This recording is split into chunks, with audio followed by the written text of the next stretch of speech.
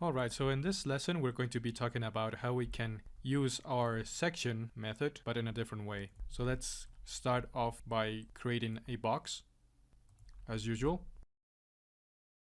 And let's just go to the parameters and 500 by 500 and again by 500. Okay, we might have too much height here, so let's go ahead and type in 100 for this. Convert it to an edit poly.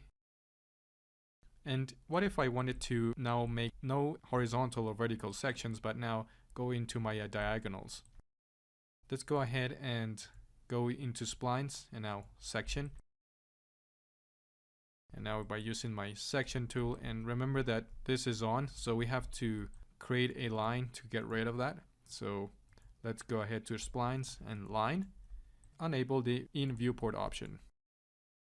Alright, so let's go back here. And once again, select section option. Now with my E key, I can activate my rotation and make sure to have your angle snaps on. So let's go to our top view, hit the W key just to move this. Now E again and rotate it to 45 degrees like so. So right now you can notice that I'm not using any vertical or horizontal method here. I want to change the direction of my gizmo, so I can go to local aligned so that it's aligned with my normal direction.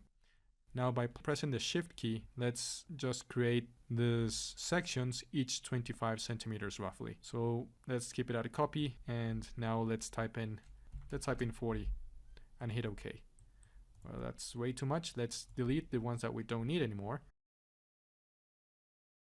And now I'm going to select all of my sections and right click and convert to edit spline.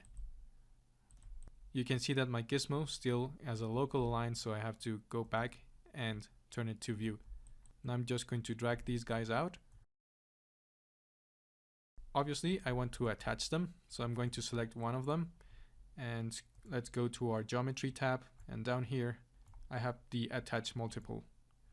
So let's grab all of these sections. Just click once in the top, and then by holding shift you can click in the last one, which is section 029, and attach them. Now what I want to do is go back to my rendering tab and enable in viewport. Now we can just give this a bit more thickness to it, and obviously we have to weld it. So inside the editable spline, let's hit on the vertex option, select all of them. Now let's collapse the rendering, go back to geometry and weld them. Alright, now one interesting thing that we could do, and notice where my gizmo is at, so I just want to center this. So I'm going to go to my hierarchy option and affect pivot only to activate the movement of my pivot and center to object. Unselect the affect pivot only, and I'm going to go back here. Now let's shift and drag and just create a copy of this. What I can do now is just rotate the whole group here by hitting my E key and just rotate it in a 45-degree angle. And what I can do is just place it on top of this, and I create this type of structure here. So if I move in with my perspective mode, I could just get inside of here and I have this kind of view. And if I go down here, I have several more options for my camera, and I just pick the zoom, which is Alt and Z shortcut, and just move around here. So that's another way that you can use the section just to create quick designs like so. So don't just stay as horizontal or vertical. Try and think of several ways that you can apply the different tools that we've seen so far. So this is it for this lecture. It has been a short one too, but I'll see you in the next one. Bye bye.